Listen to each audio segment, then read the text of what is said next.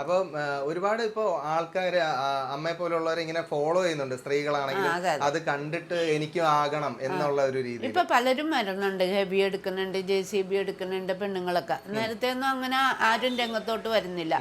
അപ്പൊ അവരൊക്കെ പറയണത് അമ്മയ്ക്ക് ആകാമെങ്കിൽ പിന്നെ എന്തുകൊണ്ട് എന്നേലും പ്രായം കുറവ്, കുറച്ചും കൂടി ക്വാളിഫൈഡ് ആയിട്ടുള്ള ആൾക്കാരൊക്കെയാണ്.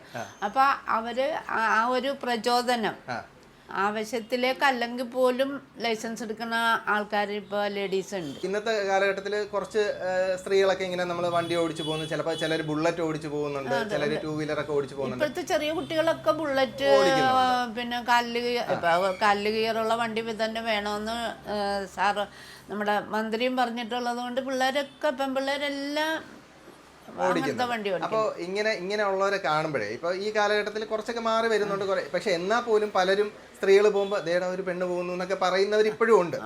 അപ്പൊ അമ്മ കാണുമ്പോൾ ഇങ്ങനെ സ്ത്രീകൾ ഇങ്ങനെ പോകുന്നു, കുട്ടികൾ ഇങ്ങനെ പോകുന്നു എന്നുള്ളത് കാണുമ്പോഴേ അമ്മയ്ക്ക് തോന്നാറുണ്ടോ ഞാൻ 81 കാലഘട്ടത്തിൽ ഈ സീനൊക്കെ വിട്ടതാ മോളെ എന്നൊക്കെ തോന്നാറുണ്ടോ?